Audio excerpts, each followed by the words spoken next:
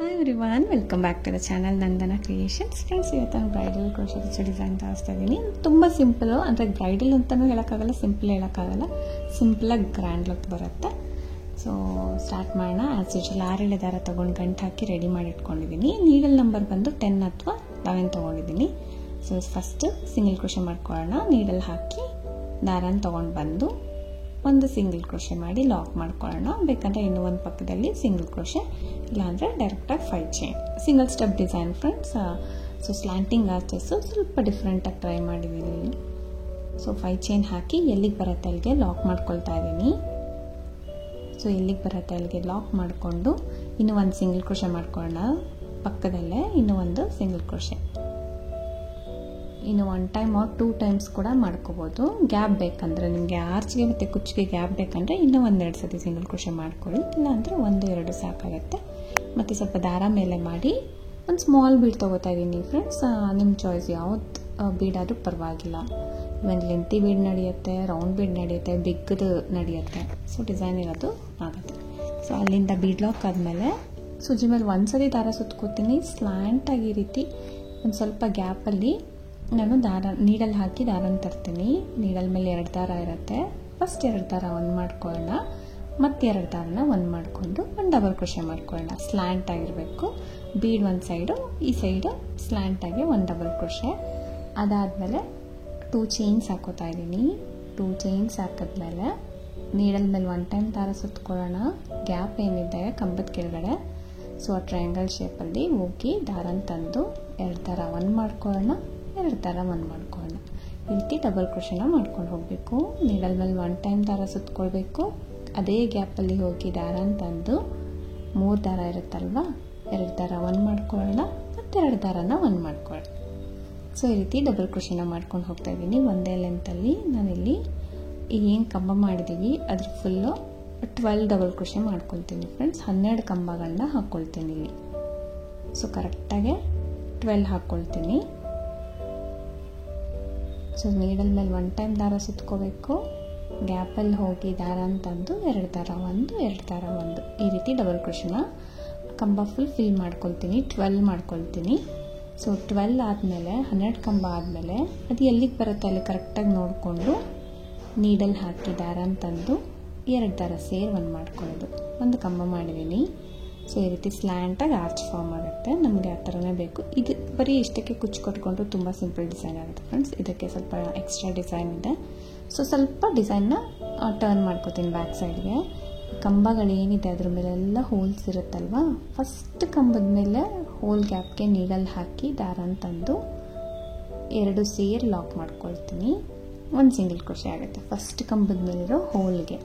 ಮತ್ತು ಸ್ವಲ್ಪ ದಾರ ಮೇಲೆ ಮಾಡಿ ಸ್ಮಾಲ್ ಬೀಡ್ಗಳನ್ನ ತೊಗೊಂಡಿದ್ದೀನಿ, ರೌಂಡ್ ಬೀಡು. ಸೊ 1 ಬೀಡನ್ನ ಇನ್ಸರ್ಟ್ ಮಾಡೋಣ. 1 ಬೀಡನ್ನ ಇನ್ಸರ್ಟ್ ಮಾಡಿ ಪಕ್ಕದಲ್ಲಿ ಕಂಬದ ಮೇಲಿರೋ ಹೋಲ್ ಗ್ಯಾಪ್ಗೆ ನೀಡಲ್ ಹಾಕಿ ದಾರನ ತಂದು 2 ದಾರ ಸೇರಿ ಒಂದು ಮಾಡ್ಕೊಂಡು ಸಿಂಗಲ್ ಕ್ರೋಶೆ ಮಾಡೋದು.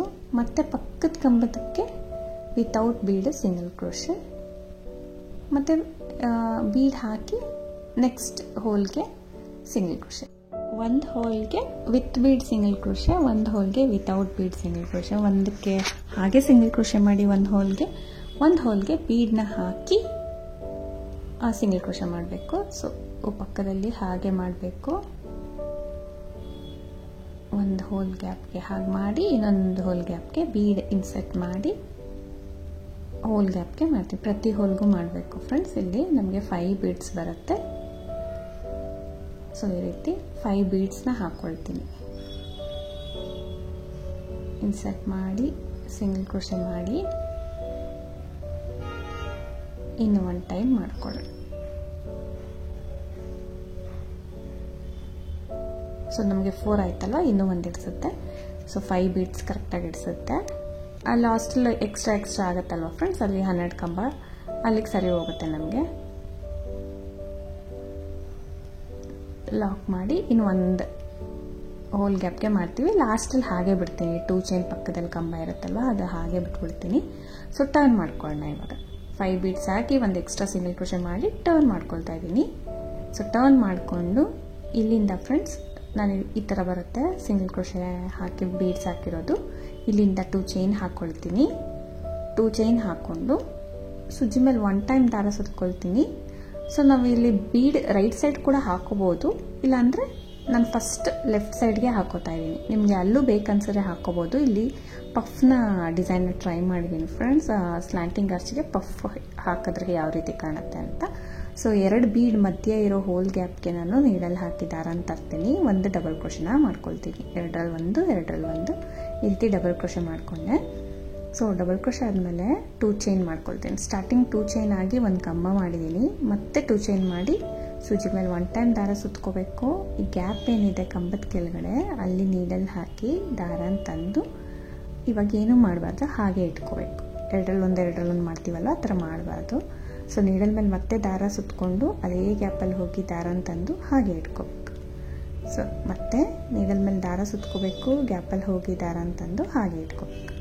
ಈ ರೀತಿ ನಾನು 5 ಟೈಮ್ಸ್ ಮಾಡ್ತೀನಿ ಫ್ರೆಂಡ್ಸ್. ಇದು ಪಫ್ ಡಿಸೈನ್ಗೆ 5 ಟೈಮ್ಸ್ ನಾನು ಮಾಡ್ತೀನಿ. ಈವನ್ 4 ಆದರೂ ನಡೆಯುತ್ತೆ. ಸೊ 4 to 5 ಟೈಮ್ಸ್ ಮಾಡ್ಕೊಳ್ಳಿ. ಸೊ 5 ಟೈಮ್ಸ್ ಆದಮೇಲೆ ನಾನಿಲ್ಲಿ ಎಲ್ಲ ದಾರ ಸೇರಿ ಒಂದು ದಾರನ ಎಳ್ಕೊಳ್ತೀನಿ ಈ ಥರ. ಸೊ ಎಳ್ಕೊಂಡ್ಬಿಟ್ಟು ಇಲ್ಲಿ 2 ದಾರ ಸೇರಿ 1 ಮಾಡ್ಕೊಳ್ತೀನಿ. ಸೊ ಪಫ್ ರೆಡಿ ಆಗುತ್ತೆ ನನಗೆ. ಇಲ್ಲೂ ಕೂಡ ಬೀಡ್ ಒಂದು ಇನ್ಸರ್ಟ್ ಮಾಡಿ ನೆಕ್ಸ್ಟ್ ಪಫ್ಗೆ ಹೋಗ್ಬೋದು, ಇಲ್ಲಾಂದರೆ ಹಾಗೆ ನಾನು ಆಲ್ರೆಡಿ ತೊಗೊಂಡಿದ್ದೀನಿ ಅಲ್ವಾ ಬೀಡ್ಸ್ನ. ಸೊ ಅದಕ್ಕೋಸ್ಕರ ಹಾಗೆ ಬೀಡ್ಸ್ ಇಲ್ದಿರ ನಾನು ನೆಕ್ಸ್ಟ್ ಸೂಜಿ ಮೇಲೆ ದಾರ ಸುತ್ಕೊಂಡು ನೆಕ್ಸ್ಟ್ 2 ಬೀಡ್ ಮಧ್ಯೆ ಇರುತ್ತಲ್ಲ single crochet hole gap, so ಅಲ್ಲಿಗೆ ಒಂದು ಕಂಬ ಮಾಡ್ತಾಯಿದ್ದೀನಿ. ಕಂಬ ಮಾಡಿ ಮತ್ತೆ 2 ಚೈನ್ ಮಾಡ್ತೀನಿ. 2 ಚೈನ್ ಮಾಡಿ ನೀಡಲ್ ಮೇಲೆ ದಾರ ಸುತ್ಕೋಬೇಕು. ಗ್ಯಾಪ್ ಕಂಬದ ಕೆಳಗಡೆ ಇರೋ ಗ್ಯಾಪಲ್ಲಿ ಹೋಗಿ ದಾರ ಅಂತಂದು ಹಾಗೆ ಇಟ್ಕೋಬೇಕು. ಸೊ ಹಾಗೆ ಬ್ಯಾಲೆನ್ಸ್ ಮಾಡಿಕೊಂಡು ಈ ರೀತಿ 5 ಟೈಮ್ಸ್ ಮಾಡಬೇಕು ಫ್ರೆಂಡ್ಸ್. ಸೊ 4 to 5 ಟೈಮ್ಸ್ ಮಾಡ್ಕೊಳ್ಳಿ.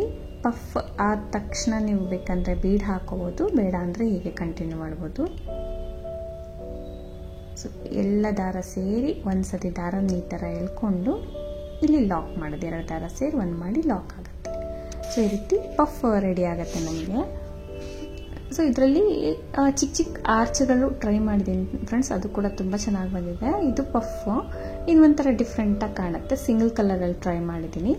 ಸೊ ಬೇಕಂದರೆ ನೀವು ಇಲ್ಲಿ ಡಬಲ್ ಕಲರ್ ಕೂಡ ತೊಗೋಬೋದು. ಅವಾಗ 2 ಸ್ಟೆಪ್ ಡಿಸೈನ್ ಆಗಿ ಡಬಲ್ ಕಲರ್ ಮಾಡ್ಕೋಬೋದು ನಾವು ಇದನ್ನು.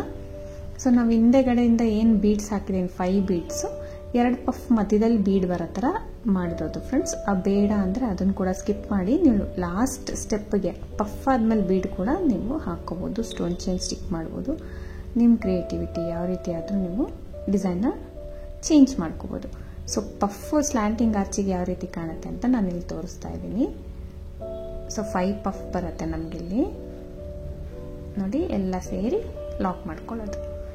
ಮತ್ತು ಇನ್ನೂ 2 ಹಾಕೋಣ. ನೆಕ್ಸ್ಟ್ 2 ಬೀಡ್ ಮಧ್ಯ ಒಂದು ಲಾಸ್ಟ್ ಒಂದು ಬೀಡ್ ಆದಮೇಲೆ ಲಾಸ್ಟ್ ಬೀಡ್ ಆದಮೇಲೆ ಸಿಂಗಲ್ ಕ್ರೋಶೆ ಮಾಡಿಸಿದ್ವಿ ಅಲ್ಲ ಬ್ಯಾಕ್ ಸೈಡಿಂದ, ಅಲ್ಲಿ ಕೂಡ ಒಂದು ಪಫ್ ಹಾಕಿ ಎಲ್ಲಿಗೆ ಬರುತ್ತೆ ಅಲ್ಲಿಗೆ ಲಾಕ್ ಮಾಡ್ಕೋಬೇಕು. ಸೊ ಈ ರೀತಿ ಸ್ಲ್ಯಾಂಟ್ ಆರ್ಚು ಡಿಫ್ರೆಂಟಾಗಿ ರೆಡಿ ಆಗುತ್ತೆ. ಪಫ್ ಡಿಸೈನಲ್ಲಿ ಸ್ಲ್ಯಾಂಟ್ ಯಾವತ್ತೂ ತೋರಿಸಿಲ್ಲ ಫ್ರೆಂಡ್ಸ್, ಫಸ್ಟ್ ಟೈಮ್ ಟ್ರೈ ಮಾಡಿದ್ದೀನಿ. ಸೊ ಡಿಫ್ರೆಂಟಾಗಿ ಚೆನ್ನಾಗಿ ಬಂದಿತ್ತು. 2 ಪಫ್ ಮಧ್ಯೆ ಒಂದು ಬೀಡ್ ಬಂದಿರೋ ಥರ ಕಾಣುತ್ತೆ ನಿಮಗೆ. ಸೊ ಅಲ್ಲಿ ಇನ್ನೂ ಒಂದು ಸಿಂಗಲ್ ಕ್ರೋಶೆ ಮಾಡಿ 5 ಚೈನ್ ಹಾಕ್ಕೊಳ್ತೀನಿ. ಸೊ 5 ಚೈನ್ ಹಾಕ್ಕೊಳ್ಳೋಣ ಕುಚ್ಚು ಕಟ್ಟೋದಕ್ಕೆ. ನಾ ಹೇಳ್ದೆ ಅಲ್ಲ, ಗ್ಯಾಪ್ ಬೇಕಂದರೆ ಇನ್ನೂ 1-2 ಸಿಂಗಲ್ ಕ್ರೋಶೆ ಎಕ್ಸ್ಟ್ರಾ ಮಾಡ್ಕೊಳ್ಳಿ, ಬೇಡ ಅಂದರೆ ಹೀಗೆ 2 ಸತಿ ಸಿಂಗಲ್ ಕ್ರೋಶೆ ಸಾಕಾಗತ್ತೆ. 5 ಚೈನ್ ಹಾಕಿಬಿಟ್ಟು ಎಲ್ಲಿಗೆ ಬರುತ್ತೆ ಅಲ್ಲಿಗೆ ಲಾಕ್ ಮಾಡ್ಕೊಳ್ಳೋಣ. ಇನ್ನೂ 1 ಟೈಮ್ ಸಿಂಗಲ್ ಕ್ರೋಶೆ ಅಲ್ಲಿಂದ ಸ್ವಲ್ಪ ದಾರ ತೆಗೆದು ನೆಕ್ಸ್ಟ್ ಆರ್ಚ್ ಸ್ಟಾರ್ಟ್ ಮಾಡ್ಕೊಳ್ಳೋಣ. ಈ ರೀತಿ ಕಾಣುತ್ತೆ ಫ್ರೆಂಡ್ಸ್. ಒಂದು ಸ್ವಲ್ಪ ನೀಟಿದ್ರೆ ನೀಟಾಗಿರುತ್ತೆ. ಸ್ವಲ್ಪ ಮೇಲೆ ಮಾಡಿ ದಾರನ ಬೀಡ್ನ ಇನ್ಸರ್ಟ್ ಮಾಡೋಣ. ಇನ್ಸರ್ಟ್ ಮಾಡಿ ಬೀಡ್ ಲಾಕ್ ಮತ್ತು ಸ್ಲ್ಯಾಂಟಾಗೆ ಇಟ್ಕೊಂಡು ಒಂದು ಕಂಬ ಡಬಲ್ ಕ್ರೋಶೆ ಸೂಜಿ ಮೇಲೆ ದಾರ ಸುತ್ಕೋಬೇಕು. ಸ್ಲ್ಯಾಂಟಾಗಿ ಈ ರೀತಿ ಇಟ್ಕೊಂಡು ನೀಡಲ್ ಹಾಕಿ ದಾರ ಅಂತಂದು 3 ದಾರ ಇರುತ್ತಲ್ವ, 2 ದಾರ 1 ಮಾಡ್ಕೊಳ್ಳೋಣ, 2 ದಾರ 1 ಮಾಡ್ಕೊಳ್ಳೋಣ. ಈ ಥರ ರೆಡಿ ಆಗುತ್ತಲ್ವ. ಮತ್ತು 2 ಚೈನ್ ಹಾಕೋಣ. ನಾರ್ಮಲ್ ಡಬಲ್ ಕ್ರೋಶೆಸ್ನ ಫಿಲ್ ಮಾಡ್ಕೊಂಡು ಹೋಗೋಣ. ಈ ಕಂಬದ ಕೆಳಗಡೆ ಇರೋ ಗ್ಯಾಪಿಗೆ ಸ್ಲ್ಯಾಂಟಾಗೆ ನಮಗೆ ಆರ್ಚ್ ಬರುತ್ತೆ. 12 ಕಂಬನ ಫಿಲ್ ಮಾಡ್ತೀನಿ ಇಲ್ಲಿ. ಸೊ 12 ಡಬಲ್ ಕ್ರೋಶಸ್ನ ಹಾಕ್ಕೊಳ್ಳಿ. 12 ಆದಮೇಲೆ ಎಲ್ಲಿಗೆ ಬರುತ್ತೆ ಅಲ್ಲಿಗೆ ಲಾಕ್ ಮಾಡ್ಕೊಳ್ಳೋಣ. ಸೊ ಎಲ್ಲಿಗೆ ಬರುತ್ತೆ ಅಲ್ಲಿಗೆ 12 ಡಬಲ್ ಕ್ರೋಶೆ ಆದಮೇಲೆ ಲಾಕ್ ಮಾಡಿಬಿಟ್ಟು ಸ್ವಲ್ಪ ಡಿಸೈನ್ನ ಟರ್ನ್ ಮಾಡಿಕೊಂಡು, ನಾವು ಎಷ್ಟು ಮಾಡಿರ್ತೀವಿ ಅಷ್ಟು ಟರ್ನ್ ಮಾಡಿದ್ರೆ ಸಾಕು ಫ್ರೆಂಡ್ಸ್. ಫುಲ್ ಸ್ಯಾರಿ ಏನು ಟರ್ನ್ ಮಾಡೋ ನೆಸಸರಿ ಇಲ್ಲ. ಸೊ ಈ ಥರ ಟರ್ನ್ ಮಾಡಿಬಿಟ್ಟು ನೋಡಿ, ಫಸ್ಟ್ ಕಂಬದ ಮೇಲಿರೋ ಹೋಲ್ ಗ್ಯಾಪ್ಗೆ ಫಸ್ಟ್ ಒಂದು ಸಿಂಗಲ್ ಕ್ರೋಶೆ ಮಾಡ್ಕೊಂಡ್ಬಿಡೋಣ. ಮಾಡಿಕೊಂಡು,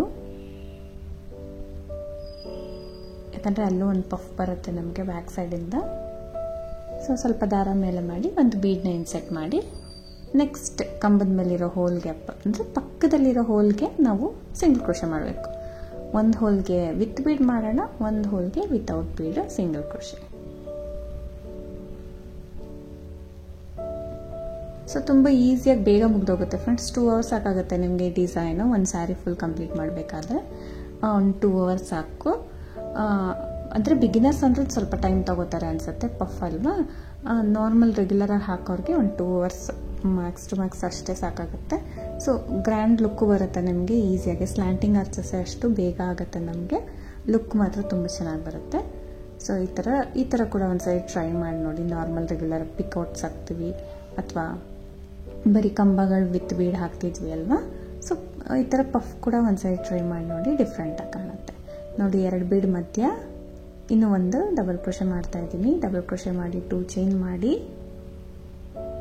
ಸೂಜಿ ಮೇಲೆ ದಾರ ಸುತ್ಕೋಬೇಕು. ಈ ಕಂಬದ ಕೆಳಗಡೆ ಇರೋ ಗ್ಯಾಪಿಗೆ ಹೋಗಿ ದಾರ ತಂದು ಹಾಗೆ ಇಟ್ಕೋಬೇಕು.